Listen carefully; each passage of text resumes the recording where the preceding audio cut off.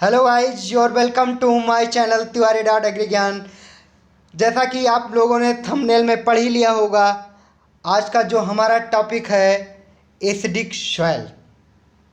तो आज हम सभी चर्चा करने वाले हैं एसिडिक सॉइल के बारे में। एसिडिक सॉइल प्रॉब्लमेटिक सॉइल का एक बहुत ही इम्पोर्टेंट टॉपिक है जिसके बारे में अभी हम चर्चा करने वाले हैं।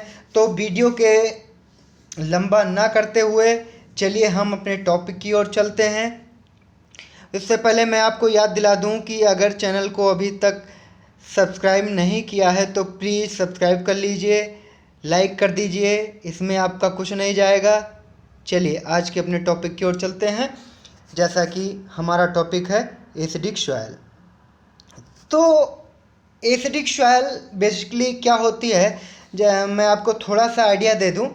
आप जो है एसिड और बेस तो जानते ही होंगे, अम्ल और क्षार। तो अगर जब किसी सॉइल में एसिड ज़्यादा हो जाएगा तो ऐसे सॉइल को एसिडिक कहेंगे, और जब किसी सॉइल में ज़्यादा बेस हो जाएंगे, बेसिस के मात्रा ज़्यादा हो जाएगी, तो उस सॉइल को एल्कलाइन या बेसिक सॉइल कहा जाएगा, जैसे कि जो ऊसर सॉइल होती है। तो ये रहा सिंपल सा ओवरव्यू। चलते हैं थोड़ा ये डिफिनेशन पढ़ लेते हैं। जैसा कि लिखा है, द बेस अनसेचुरेटेड सॉइल। कैसी सॉइल? बेस अनसेचुरेटेड, मतलब बेस की कमी है। सेचुरेटेड होता तो बेस ज़्यादा था। ये ऐसी एसिडिक सॉइल जो होती है वो बेस अनसेचुरेटेड, बेस मतलब क्षार। Base unsaturated soil having a pH value of less than 5.5 is called acidic soil और एसिडिक सॉइल और एसिड सॉइल। बहुत से लोग अब यहाँ पे कंफ्यूज हो गए होंगे कि एसिडिक सॉइल का पीएच तो लेस देन 7 होना चाहिए। नहीं, अगर आप एग्रीकल्चर के स्टूडेंट हैं, पर्टिकुलरली सॉइल साइंस के स्टूडेंट हैं, एग्रोनॉमी के हैं, तो अगर कहीं भी आप पढ़ेंगे, किसी भी कॉम्पिटिटिव एग्जाम में आप जाएंगे तो लेस देन 7 कभी भी राइट आंसर करके मत आइएगा। एसिडिक सॉइल का जो है पीएच अगर लेस देन 7 है, लेस देन 5.5 है, तब वो एसिडिक सॉइल कही जाएगी। सॉइल साइंस की भाषा में जब सॉइल पीएच का रेंज 5.5 से 8 तक होता है तब तक वो न्यूट्रल रेंज माना जाता है।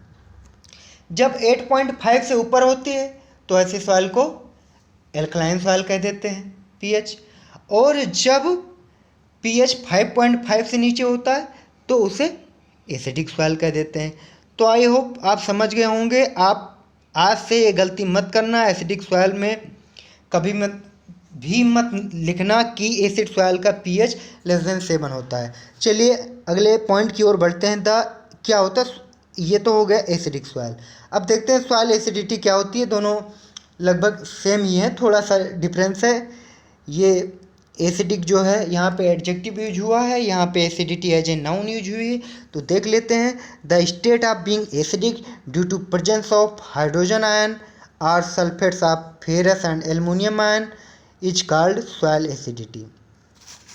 मतलब जब फेरस और एल्युमिनियम के सल्फेट, यानी फेरस सल्फेट और एल्युमिनियम सल्फेट और हाइड्रोजन आयन, जो कि ये सब एसिड हैं, इनके कंपाउंड जो होते हैं कैसे होते हैं? एसिडिक होते हैं। इनकी उपस्थिति में जब कोई सॉइल एसिडिक हो जाती है तो ऐसी कंडीशन को या ऐसी दशा को the state of being, state मतलब यहाँ पे दशा, ऐसी जो कंडीशन होती है, ऐसी जो दशा होती है सॉइल की, उस दशा कहते हैं सॉइल एसिडिटी। चलिए अगले point. Area of acidic soil in India 49 million hectare. ये डाटा मिलियन में है, लैख में नहीं है, ध्यान रखना। जबकि साल्ट अफेक्टेड सॉइल जो है 6.73 मिलियन हेक्टेयर पाई जाती है। एसिडिक सॉइल उसकी तुलना में बहुत ज़्यादा है। Maximum area of acidic soil in India west Bengal में पाई जाती है। बहुत ही इंपॉर्टेंट क्वेश्चन है competitive exam point of view से। और maximum percentage of acidic soil in India, कौन सा ऐसा जो है स्टेट है जहाँ पे परसेंटेज की अगर दृष्टि से देखें तो एसिडिक सॉइल की जो है मात्रा अधिक है, तो वो है असम। यहाँ पे 95% वहाँ की जो टोटल जियोग्राफिकल एरिया उसका 95% एरिया जो है एसिडिक है। तो चलिए अगली स्लाइड की ओर बढ़ते हैं। अब यहाँ पे हमारे पास क्राइटेरिया है एसिडिक सॉइल को रिकॉग्नाइज करने के लिए, पहचानने के लिए। There are two criteria. First one is pH. PH क्या होता है मैं थोड़ा सा बता दूं। Negative logarithmic value of hydrogen ion concentration. Negative logarithmic value of hydrogen ion concentration. PH की डिफिनेशन भी इतनी शॉर्ट में कैसे लिखी गई मैं आपको बताता हूँ। जो है पीएच का जो फार्मूला होता है ऐसे लिखा आप पाते होंगे नॉर्मली। मैंने आप लोगों को यहाँ दिखाने का प्रयास कर रहा हूँ। यहाँ पे लॉग लिखा होता है, लॉग 1/हाइड्रोजन आयन। जब इसको हाइड्रोजन आयन को ऊपर लेके जाएंगे तो यहाँ पे माइनस आ जाएगा, माइनस हाइड्रोजन आयन, पीएच बराबर लॉग माइनस हाइड्रोजन आयन। ये माइनस यहाँ ना लगा करके फिर यहाँ लगा दिया जाता है, यही एग्जाम में पूछ लिया जाता है तो आप कंफ्यूज हो जाते हैं। तो पीएच के जो है फार्मूला ऐसे भी लिखा जा सकता है, ऐसे भी लिखा जा सकता है। तो दोनों तरीके से लिखा जा सकता है, आप लोग को दोनों याद रखना है। तो एक तो पीएच जो है क्राइटेरिया है एसिडिक सॉइल को रिकॉग्नाइज करने की। तो एसिडिक सॉइल का पीएच कितना होता है, फिर रिपीट कर दूं, लेस देन 5.5। और चलिए अब दूसरा क्राइटेरिया क्या है, परसेंट बेस सेचुरेशन। मैंने जैसे बताया कि बेस अगर कम रहेगा तो सॉइल एसिडिक रहेगी, बेस ज़्यादा है तो सॉइल जो है बेसिक हो जाएगी, सिंपल सी बात है। तो अब हम ये देखेंगे कि अगर हमारी कोई सॉइल है उसको हम पहचानना चाह रहे हैं, रिकॉग्नाइज करना चाह रहे हैं कैसी है, तो अगर बेस उसमें कम है तो एसिडिक होगी। तो परसेंट बेस सेचुरेशन यानी बेस कितना है उस सॉइल में, तो इसका फार्मूला होता है एक्सचेंजेबल बेसिस। एक्सचेंजेबल बेसिस का मतलब कि जैसे कोई बेस है, जैसे सोडियम एक क्षार है, कैल्शियम मैग्नीशियम एक क्षार है, यानी जो इनकी पीएच वैल्यू जो होती है ज़्यादा होती है इनके कंपाउंड की। इसमें देखेंगे एक्सचेंजेबल बेसिस। तो सोडियम कैल्शियम इस पर जब चार्ज कोई होता है तो स्टेबल नहीं होते हैं, ये एक्सचेंज होते रहते हैं एक दूसरे से। सोडियम जैसे सल्फेट है वो कैल्शियम जो है कार्बोनेट का रिएक्शन कराया जाए तो सोडियम और कैल्शियम एक दूसरे को रिप्लेस कर देते हैं, तो इसीलिए इनको एक्सचेंज कहा जाता है, exchangeable bases. Upon cation exchange capacity. Cation exchange capacity क्या होती है, ability of soil to hold the cation is called cation exchange capacity, यानी किसी सॉइल की कैटायन को एक्सचेंज करने की कितनी क्षमता है। तो कैटायन बेसिकली यही होता है जिसके ऊपर पॉजिटिव चार्ज हो। ये दोनों जो है इसकी यूनिट होती है सेंटीमोल पर केजी, ये भी याद रखना। अब परसेंट में वैल्यू लाना है तो मल्टीप्लाइड बाई 100। तो ये दो क्राइटेरिया हो गई तो जिससे हम एसिड सॉइल को रिकॉग्नाइज कर सकते हैं। चलिए बढ़ते हैं, एक इम्पोर्टेंट पॉइंट है यहाँ मैं बता दूं, सॉइल एसिडिटी और पीएच, इसको याद करने का तरीका जो है मैं बता दूं। एक्सट्रीमली अगर कोई सॉइल एसिडिक है तो उसका पीएच होता है 3.5 से 4.5, बस आपको यहीं से स्टार्ट कर देना है। 3.5 वैल्यू अब यहाँ से स्टार्ट कर देना है। अब उसके बाद वेरी स्ट्रॉन्ग, एक्सट्रीमली नहीं है, वेरी से ज़्यादा होता है, डिग्री जो है वेरी से ज़्यादा डिग्री एक्सट्रीमली की होती है। तो यहाँ पे धीरे धीरे जो है घटते जाएंगे। वेरी स्ट्रॉन्ग एसिडिक सॉइल अगर है तो उसकी वैल्यू यहाँ 4.5 थी, यहाँ 4.6 से शुरू होगी, 4.6 to 5। स्ट्रॉन्ग यहाँ 5 पे ख़त्म हुआ था, 5.1 to 5.5। Moderately acidic 5.6 to 6। Slightly acidic मतलब वो स्लाइटली मतलब नाम मात्र एसिडिक होती है, इसकी जो वैल्यू होती है 6.1 to 6.5। तो आप यहाँ पे महसूस कर रहे होंगे कि जैसे जैसे हम जैसे पीएच मीटर होता है उसमें 0 से 14 तक वैल्यू दी होती है, 7 पे वो न्यूट्रल होता है। तो जैसे जैसे हम 7 की तरफ बढ़ रहे हैं जो है एसिडिटी घटती जा रही है, वो सॉइल न्यूट्रल होती जा रही है, और जैसे जैसे हम इस तरफ बढ़ेंगे एसिडिटी बढ़ती जाएगी। तो इसको आप स्क्रीनशॉट ले लीजिए, मैं क्लियर कर देता हूँ और वैल्यू ये रट लीजिएगा। चलिए उसके बाद चलते हैं, ये तो था कुछ फैक्ट, फिर चलते हैं अगले कॉन्सेप्ट की ओर। अगले कॉन्सेप्ट में ये है कि हम kind of soil acidity, soil acidity के प्रकार के बारे में पढ़ेंगे। इसे नेचर ऑफ सॉइल एसिडिटी भी कहा जाता है। तो पहला है एक्टिव एसिडिटी, ये बहुत इंपॉर्टेंट है। उसके बाद आपको याद रखें ना याद रखें, लेकिन एक्टिव एसिडिटी बहुत ज़रूरी, मैं आगे बताता हूँ क्यों। लिखा है active acidity it is develop due to presence of hydrogen and aluminium ion in the soil solution. यही वर्ड पकड़ना है आपको। हाइड्रोजन और एल्युमिनियम आयन तो सब में होते हैं, यानी जो हाइड्रोजन के कंपाउंड रहेंगे या एल्युमिनियम के कंपाउंड जैसे एल्युमिनियम सल्फेट ये सब रहेंगे, तो ये तो सब में होते हैं, तभी सॉइल एसिडिक होती है। लेकिन इसमें जो है हाइड्रोजन और एल्युमिनियम आयन कहाँ है, सॉइल सॉल्यूशन में है, ये ध्यान रखना होता है।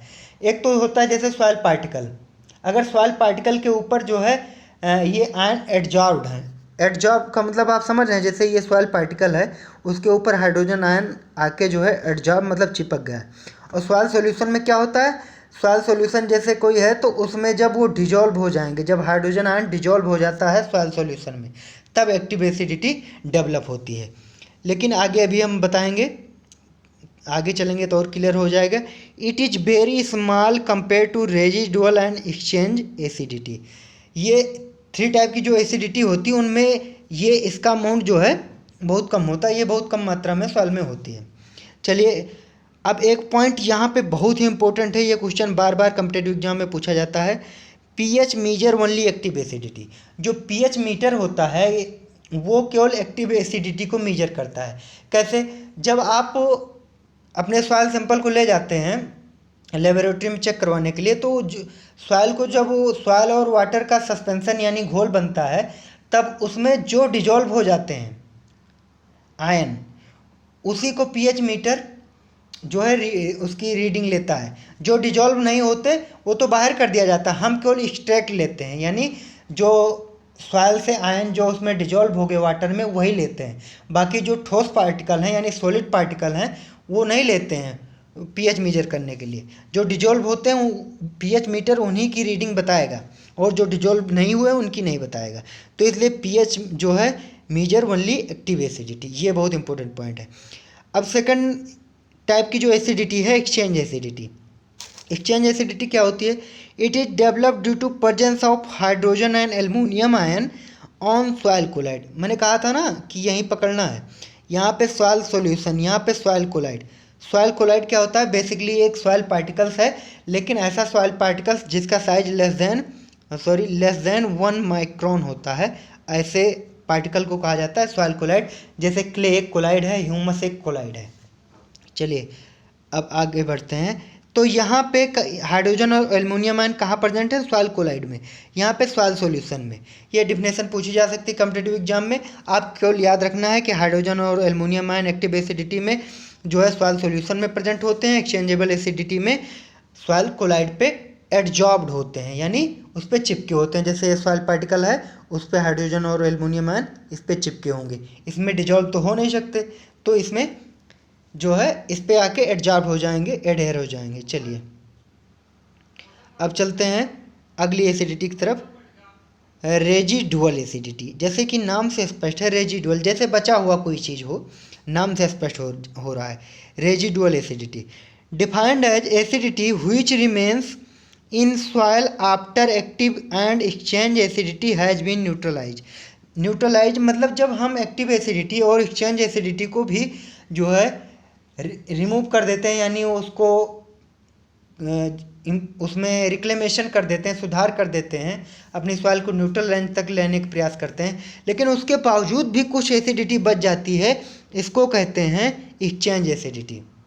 जो एसिडिटी एक्टिव और एक्सचेंज एसिडिटी को सुधार करने के बाद यानी इसको ख़त्म करने के बाद जो बच जाती है उसे कहते हैं रेजिडुअल एसिडिटी, और ये एसिडिटी सबसे ज़्यादा होती है, ये याद रखना। इसकी जो है सबसे ज़्यादा सॉइल में रेजिडुअल एसिडिटी ही होती है। The type of acidity is maximum in acidic soil. चलिए अगले फैक्ट की ओर बढ़ते हैं। Formation oblique genesis of acidic soil. जो एसिडिक सॉइल है उसका फॉर्मेशन यानी या जेनेसिस मतलब उत्पत्ति कैसे होती है, बनती कैसे है, मूल कारण उसका क्या है, मेन रीजन क्या है, यहाँ पर हम जानेंगे। देखो लिखा है acidic soil are form naturally due in humid climate and artificially due to excess application of acid farming fertiliser.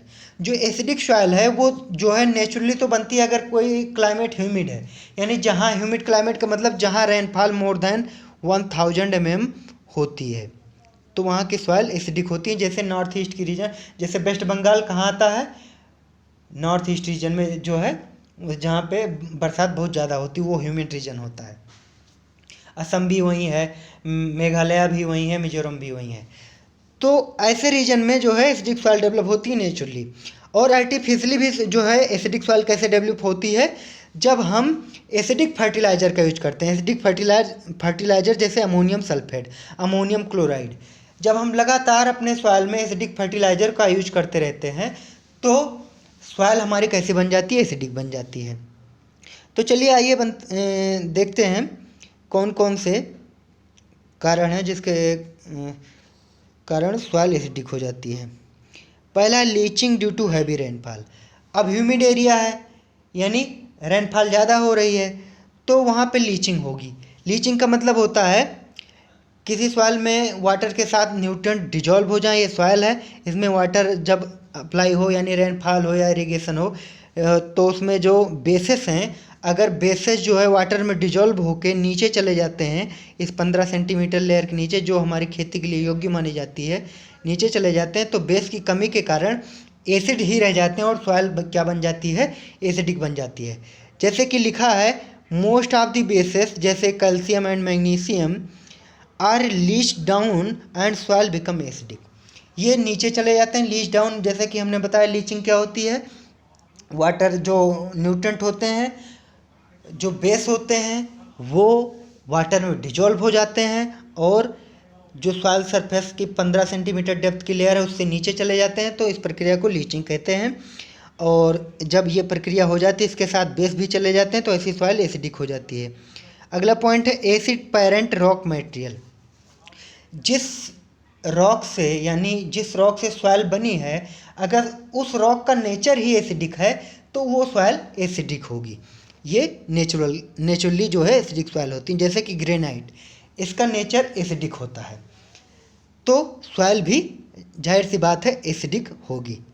अगला जो है थर्ड फैक्टर है एसिड सॉइल फार्मेशन का, removal of bases by crop. कुछ क्रॉप ऐसी होती हैं जो अपने न्यूट्रेंट को अपने मतलब ग्रोथ के लिए बेस न्यूट्रेंट को ज़्यादा एब्जॉर्ब करती हैं। जैसे कैल्शियम मैग्नीशियम, ये बेस होते हैं तो इनको ज़्यादा एब्जॉर्ब करती हैं। Some crops like sugar beet and barley absorb bases from the soil and soil becomes acidic.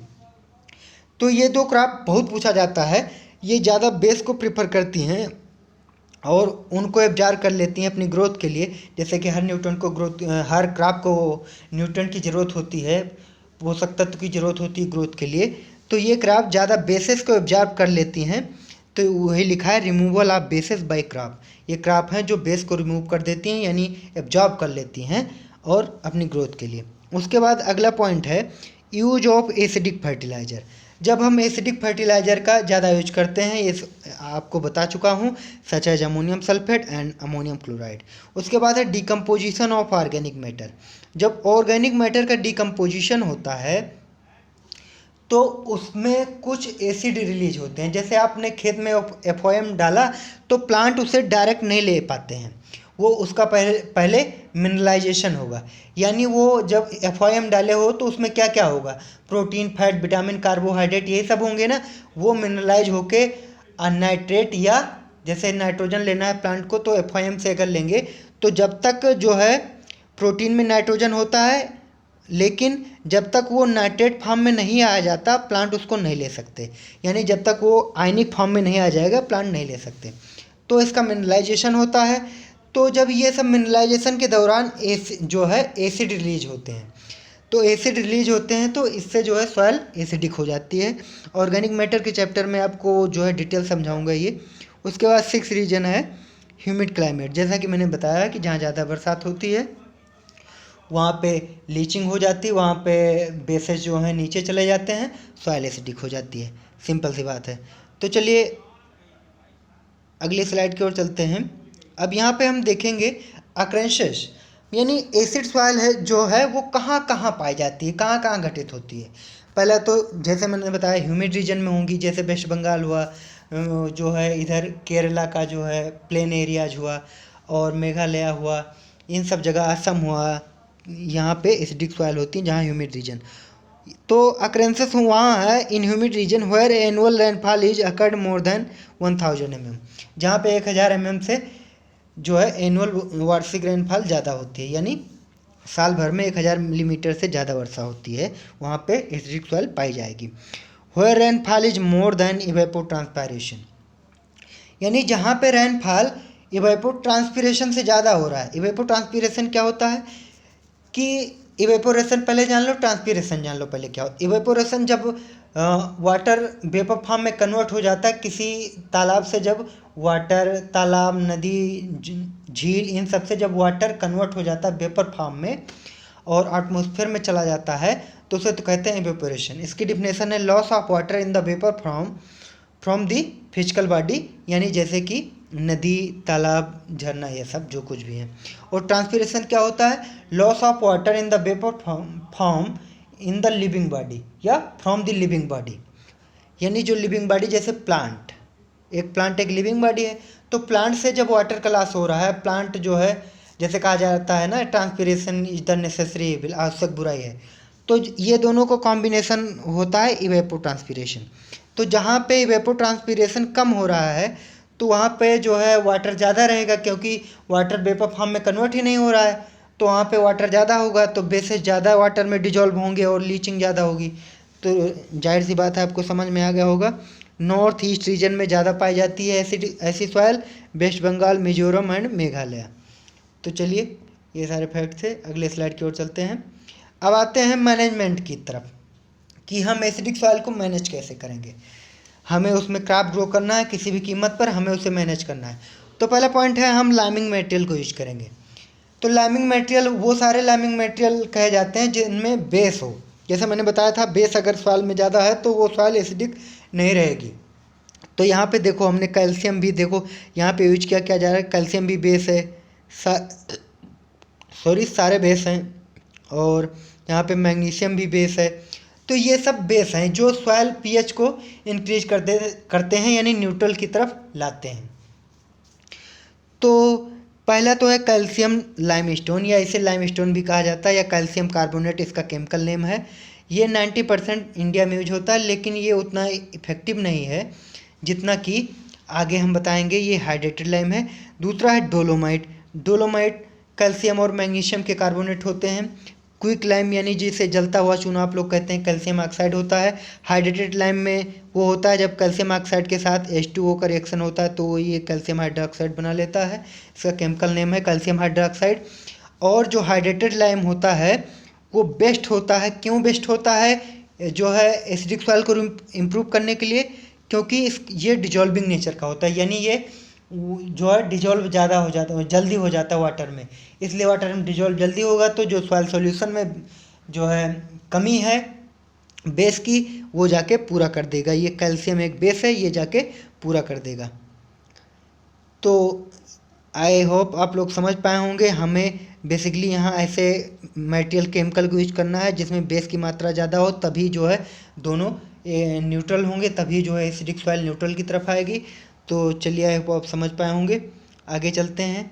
यहाँ पे केमिकल रिएक्शन से समझाने का प्रयास करता हूँ। जैसे ये बेस्ट माना जाता है कैल्शियम हाइड्रोक्साइड, तो इसी को केमिकल रिएक्शन में दिखाने का प्रयास करता हूँ।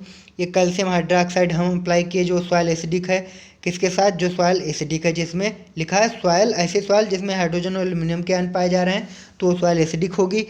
तो उसका रिएक्शन जब होता है तो सॉइल जो है क्या हो जाती है? कैल्शियम से सेचुरेटेड हो जाती है, और एल्युमिनियम क्या होता है? एल्युमिनियम हाइड्रोक्साइड बना लेता है, और ये जो है हाइड्रोजन पानी बना लेता है। तो इस तरीके से रिप्लेस हो जाते हैं, इसीलिए कहा जाता है एक्सचेंज। अब एक्सचेंजेबल बेसिस यहाँ आपको समझ में आ गया होगा कि ये क्या कर रहा है, कैल्शियम एक्सचेंज। जैसे कैल्शियम पहले हाइड्रोक्साइड के साथ जो है जुड़ा था, अब कैल्शियम किसके साथ जुड़ गया? ये कैल्शियम एल्युमिनियम आयन और वो ऐसी सॉइल के साथ जुड़ गया जिसमें जो एसिडिक थी, पहले एक्सचेंज हो गया। अब यहाँ पे आगे है Shoemaker it all 1961।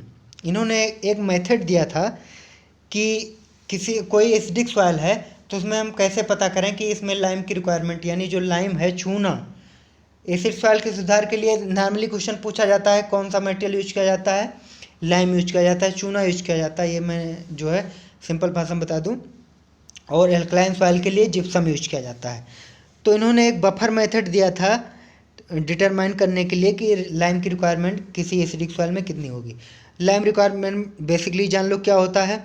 The amount of lime required to neutralise the soil pH is called lime requirements.